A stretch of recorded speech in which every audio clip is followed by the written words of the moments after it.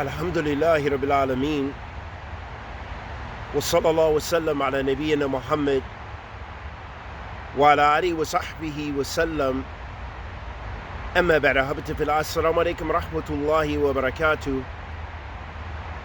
Allah subhanahu wa ta'ala says fi kitabihi al-mubin, وَمَا خَلَقْتُ الْجِنَّ وَالْإِنسَ إِلَّا لِيَعْبُدُونَ. I've not created mankind and the jinn except for the purpose of worshiping me. Here, Allah subhanahu wa ta'ala clarifies for us that the reason He created us is to worship Him and Him alone.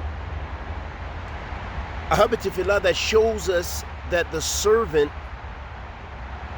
is in need of Tawheed, is in need of understanding his or her duty to Allah subhanahu wa ta'ala and make tahqiq Tawheed, meaning to actualize Tawheed in your life. Because that is the purpose of your creation. You have a direction, you have a goal, and it's modifying your life to fit within the context of that greater goal, which is to worship Allah Azza wa Jal.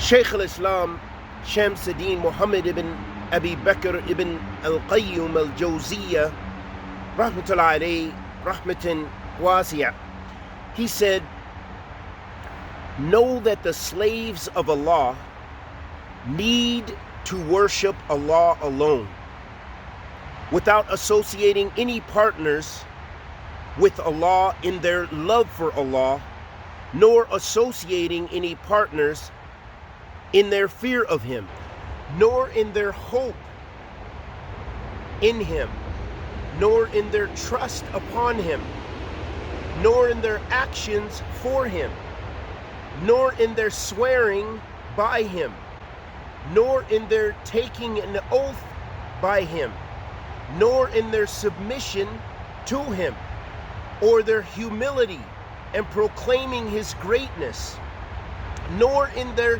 sajda, their prostration, and attaining closeness to Allah.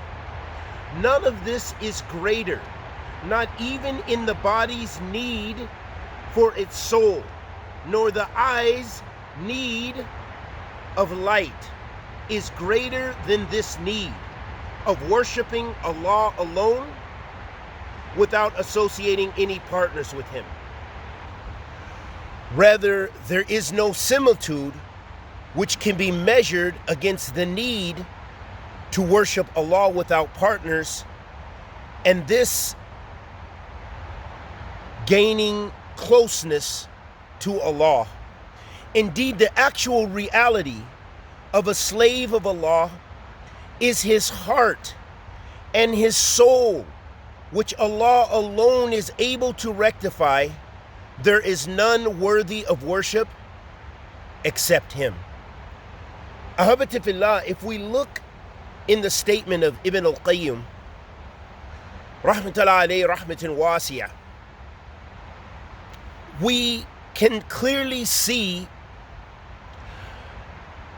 the emphasis on the need to worship Allah subhanahu wa ta'ala alone.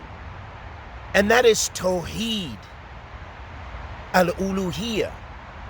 That is the Tawheed al-Ibadah, meaning that all of our worship in all the various forms and various actions of worship is directed to Allah subhanahu wa ta'ala.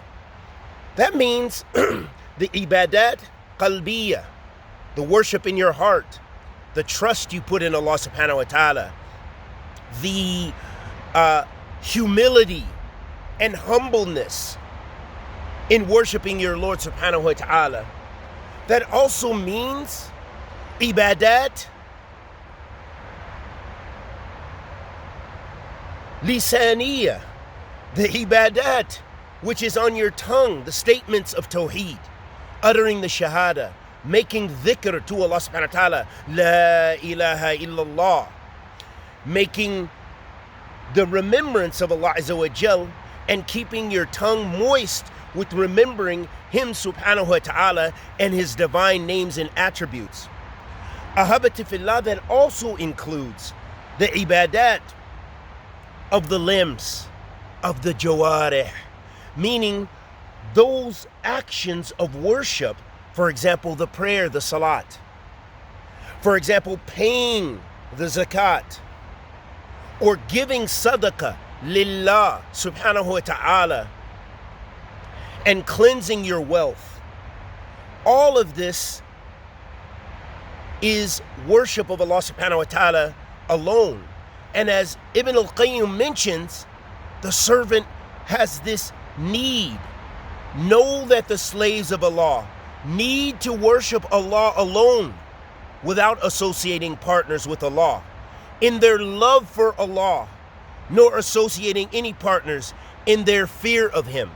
So look at that, the slave of Allah subhanahu wa ta'ala, meaning you and I, in our worship, in our devotion, that includes both love of Allah subhanahu wa ta'ala and the fear of His punishment.